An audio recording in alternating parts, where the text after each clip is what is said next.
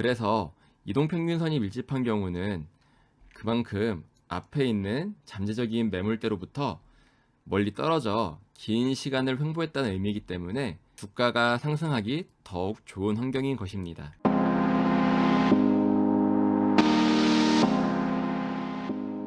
안녕하세요. 올바른 투자를 지향하는 올투입니다.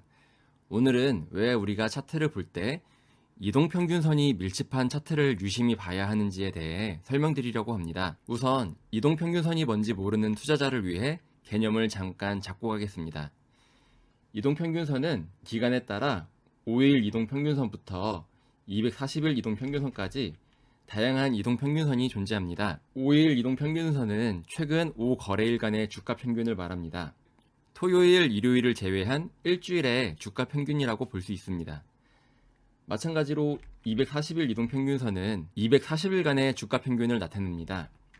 이 차트에서는 이 회색선이 240일 이동평균선인데 마찬가지로 각종 휴일과 토요일, 일요일을 제외하면 약 1년의 주가 평균이라고 볼 수 있습니다. 이러한 이동평균선은 숫자가 작은 5일 이동평균선이 제일 위에, 그리고 순차적으로 20일, 60일, 120일, 240일 이동평균선이 제일 아래로 가면 반대로 240일 이동평균선이 제일 위에, 그 다음 120일, 60일, 20일, 5일 이동평균선으로 놓이면 우리는 이것을 역배열 차트라고 합니다. 이러한 정배열 차트는 주가가 강한 상승세를 갖고 오르고 있음을 의미하며, 이러한 역배열 차트는 주가가 하락 추세에 놓여 있다는 의미입니다. 그렇다면 우리는 왜 이동평균선이 밀집한 차트를 유심히 봐야 할까요?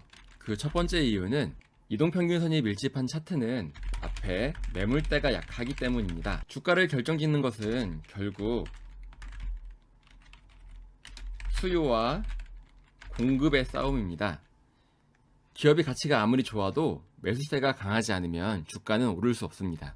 즉 수요가 공급을 압도해야 주가가 크게 오릅니다. 하락하던 주가가 다시 반등을 하기 위해서는 앞에 있는 수많은 매물대를 처리해야 됩니다. 이 매물대는 본전만 오면 탈출하려는 잠재적 매도자가 대기하고 있는 곳입니다. 그래서 이렇게 하락하던 주가가 잠깐의 반등이 나와도 앞에 있는 매물대에 막혀 그 반등이 오래가지 못하는 이유이기도 합니다. 또한 이렇게 주가가 하락하게 되면 이동평균선 역시 하락 방향으로 전환되며 아까 말씀드렸던 5일 이동평균선, 20일, 60일, 120일, 240일 이러한 역배열 차트가 만들어지는 것입니다.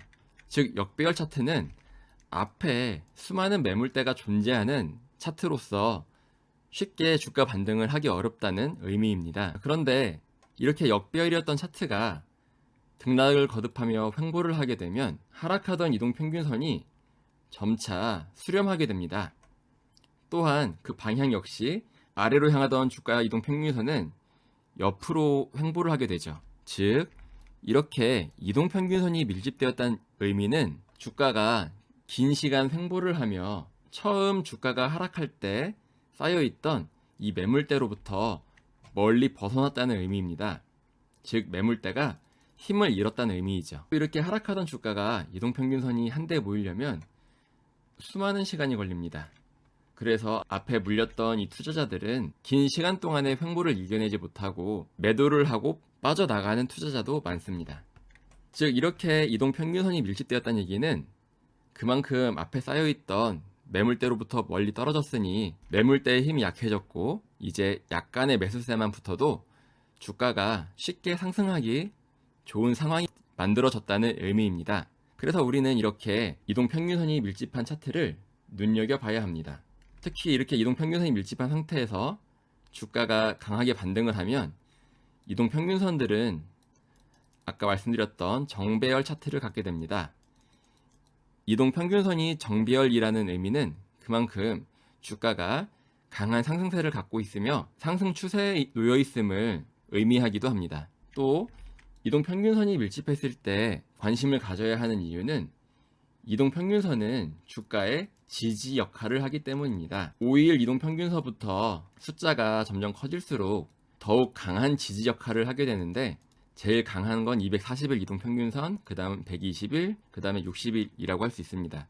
이동평균선이 밀집된 이후에 주가가 상승을 하게 되면 이동평균선들은 곧바로 정배열로 펼쳐지게 됩니다. 즉 주가가 상승하기 좋은 환경에 위치하게 되는데 5일 이동평균선과 20일 이동평균선, 60일 이동평균선, 이러한 이동평균선들은 주가가 하락할 때마다 지지 역할을 해주며 특히 숫자가 클수록 더욱더 강한 지지 역할을 한다고 했습니다. 급등하던 주가가 이후 조정을 겪으며 횡보를 하고 있었는데 여기서 보면 특히 60일 이동평균선에서 강한 지지가 나오는 것을 우리가 확인할 수 있습니다. 즉 이동평균선이 모인 상태에서 주가가 상승하게 되면 이동평균선들이 정배열로 펼쳐지게 되면서 이러한 이동평균선들이 주가 하락을 방어해 주므로 더욱 안정적인 투자를 할 수 있는 것입니다. 2차 전지의 차트를 보면 대부분 240일 이동평균선이 제일 위에 있고 그 다음 120일, 60일 이러한 역배열 차트가 많습니다. 이 역배열 차트라는 이야기는 그만큼 하락 추세를 이어가고 있고 또한 앞에 있는 매물대를 처리하지 않으면 주가가 쉽게 오르기 어렵다는 의미입니다. 즉 이러한 차트의 경우 주가가 긴 시간 횡보를 하며 이동평균선이 모일 때까지 기다려야 합니다. 주가가 긴 횡보를 하며 이러한 이동평균선이 밀집을 하게 됐다는 의미는 그만큼 이러한 매물대로부터 멀리 떨어져 있어 이러한 매물대가 힘을 잃었다는 의미이기 때문에 그때는 주가가 상승하기 좋은 환경이 만들어지는 것입니다. 동성 화인텍의 주가를 봐도 주가가 긴 시간 동안 횡보를 하면서 이동평균선들이 모두 한자리에 밀집해 있습니다. 이렇게 이동평균선이 밀집했다는 이야기는 그만큼 주가가 횡보를 오래도록 계속했고 그만큼 주가가 상승하기 좋은 상황이라는 의미입니다. 이후 주가가 상승하며 이동평균선은 정배열 차트가 만들어졌습니다. 정배열은 강한 주가 상승의 신호라고 할 수 있는데요. 이후 주가를 보면 주가가 쭉 우상향을 하고 있는 모습입니다. 이렇게 주가가 상승하기 좋은 환경은 바로 앞에 매물대가 없는 차트입니다. 그래서 이동평균선이 밀집한 경우는 그만큼 앞에 있는 잠재적인 매물대로부터 멀리 떨어져 긴 시간을 횡보했다는 의미이기 때문에 주가가 상승하기 더욱 좋은 환경인 것입니다. 이 차트도 보시면 주가가 오랜 시간 횡보를 하며 이동평균선이 밀집되어 있습니다. 그러다가 주가가 상승을 하면서 이동평균선이 정배열로 완성이 됐습니다. 하지만 또 이후 횡보를 하며 주가가 한 번 더 밀집됩니다. 다시 주가가 상승을 하며 정배열 차트가 완성이 됐고요. 이 차트 역시 앞에 뭐가 없습니까? 매물대가 없습니다. 주가가 더욱 상승하기 좋은 환경입니다.